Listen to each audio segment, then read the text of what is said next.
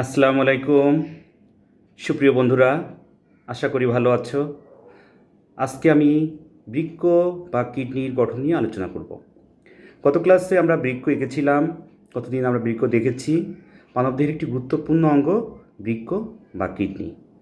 প্রতিটি কিডনি দিনে প্রায় 180 থেকে প্রায় 150 লিটার, অর্থাৎ 150 থেকে 180 লিটার রক্ত পরিস্রুত করে রক্ত সেকে মূত্র তৈরি করে।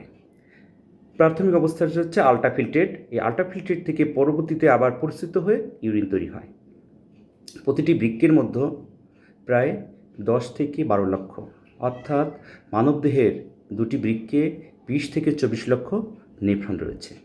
অর্থাৎ বৃক্কের গাঠনিক এবং কার্যিক একক হচ্ছে নেফ্রন। প্রতিটি বৃক্কের মধ্যে ক্ষুদ্র ক্ষুদ্র নেফ্রন থাকে। এই নেফ্রনের মধ্যে থাকে গ্লোমেরুলাস নামক একটি অংশ। এই গ্লোমেরুলাস রক্ত থেকে পরিস্রুত তরল বা আল্ট্রাফিল্ট্রেট তৈরি করে থাকে। আমরা আজকে এই বৃক্কের গাঠনিক একক নেফ্রনের গঠনটা একটু দেখে নিব। আমরা দেখেছি বৃক্কের গঠন, এখন দেখছি বৃক্কের যে গাঠনিক একক সেটা হচ্ছে নেফ্রন। একটি নেফ্রনের ছবি আমরা দেখতে পাচ্ছি।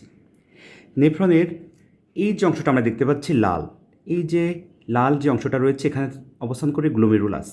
এই গ্লোমেরুলাস রক্ত থেকে পরিস্রুত তরল অর্থাৎ আল্ট্রাফিল্ট্রেট তৈরি করে থাকে। এটা হচ্ছে গ্লোমেরুলাস। এবং গ্লোমেরুলাসের বাইরে যে কাপ শেপের মতো পেয়ালার মতো যে অংশ রয়েছে সেটাকে বলছি আমরা বোম্যান্স ক্যাপসুল। এই বোম্যান্স ক্যাপসুল গ্লোমেরুলাসকে বেষ্টন করে থাকে। এখান থেকে এফারেন্ট অ্যার্টেরিওলের মাধ্যমে রক্ত আসে, অর্থাৎ নাইট্রোজেনযুক্ত রক্ত। এই গ্লোমেরুলাসের মধ্যে এটি পরিস্রুত হয়ে এফারেন্ট অ্যার্টেরিওল দিয়ে সেটি বের হয়ে যায়। বের হয়ে বিশুদ্ধ রক্তটি আমাদের শরীর থেকে শিরার মাধ্যমে বের হয়ে যাবে। এই গ্লোমেরুলাস থেকে পরিস্রুত হয়ে এই হলুদ বর্ণের যে আল্ট্রাফিল্ট্রেট, এই যে নালী বেয়ে এই লম্বা যে সংগ্রাহক নালী দিয়ে কিডনির মধ্যে বা বৃক্কের মধ্যে এসে জমা হয়। বৃক্কের ভিতরে যে ফানেলাকৃতির অংশ রেনাল পেলভিসে জমা হয়। তাহলে এই রেনাল টেবলসের 3টি অংশ রয়েছে। এটা হচ্ছে নিকটবর্তী পেচাননালিকা, ইউ শেপের একটি অংশ হেনলির লুপ, আর একটা হচ্ছে দূরবর্তী পেচাননালিকা।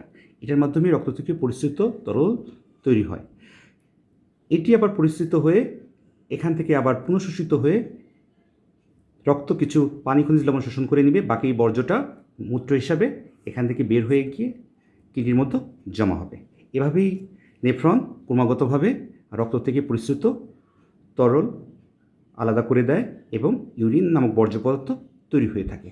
তাহলে আমরা আজকে নেফ্রনের গঠন জানলাম। সবাইকে সাথে থাকার জন্য অসংখ্য ধন্যবাদ।